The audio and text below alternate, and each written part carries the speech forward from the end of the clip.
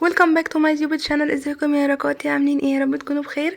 وحشتوني بجد قوي. الفيديو المره دي حبيت ان انا اوريكم فستان من شي ان. ما كنتش وريته لكم قبل كده، مش عارفه ليه، على الرغم ان انا جايباه بقالي كتير قوي. كنت جايباه لكاتب كتابي، مش لكاتب كتابي، انا كنت جايباه في الفتره بتاعت كاتب كتابي، وانا ما كنتش عارفه ان انا هلبسه في كاتب كتاب. بس قلت لو اتزنقت هلبسه، لان انا كنت جايبه فستان ابيض تاني وما كانش نافع. الفستان كيوت قوي وكان واسع عليا ساعه ما جبته. دلوقتي طبعا ده هتشوفوه لسه دلوقتي عليا.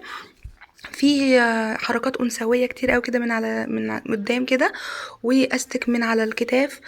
حلو قوي، مريح ان انتوا تلبسوه من تحت وبعد كده تقفلوا السوسته وبعد كده ترفعوه بقى. فاهمين؟ شكله حلو قوي، انثوي بجد جدا وعملي فوق الحدود. يعني انا نزلت بيه الجامعه، رحت بيه مناسبات، خرجت بيه اشتري طلبات، عملت كل حاجه. بصوا يعني نفع في كل الاوقات بصراحه. دي صورة من قريب عشان تشوفوا يعني ايه رسمته الحقيقية ولونه. لونه زهري حلو قوي.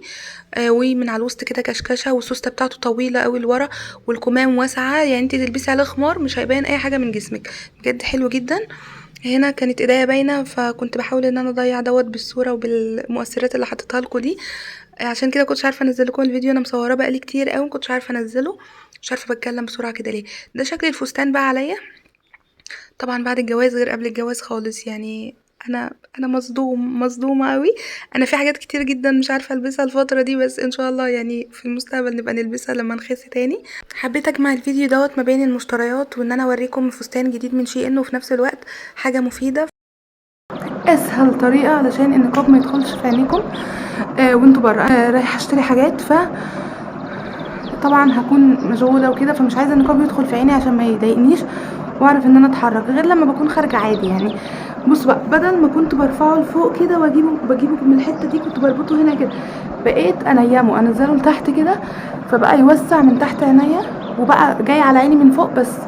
العين من فوق ما بتتاذيش، بس من تحت بقى مريح قوي وما بيدخلش جوه عيني وبيريحني وجميل جدا. بس استنى اوريكم بقى ايه الطعم. استنى عشان وقعت كذا مره. نسيت اقول لكم يا ركاتي، من ضمن الحاجات اللي انا بغلط فيها كتير قوي في لبس النقاب، وانا باجي البسه مش باخد بالي ان انا اخليهم الاتنين متساويين. فطبعا بتبقى حته ضيقه عند عيني كده وجايه تدخل عند عيني، والحته التانية واسعه، وده طبعا ما ينفعش. فركزوا ان انتوا تخلوا النقاب متساوي من الناحيتين، يعني يبقى المسافة اللي واصلة من عند خدك لحد ودنك مثلا اليمين نفس المسافة من عند خدك لحد ودنك الشمال، بحيث انه الفتحات عند العينين تكون متساوية، فتبقي مرتاحه. مفيش ناحيه داخله في عينك وناحيه تانية واسعه زياده نازله على خدك وكده. يعني حاولي كل مره تركزي ان انتي تكوني مخليهم متساويين، وكده هيكون ان شاء الله جميل. بحبكم جدا، متنسوش تعملوا لايك وكومنتات كتير، والكومنتات على الفيديو اللي فات حمستني قوي ان انا اصور لكم الفيديو ده.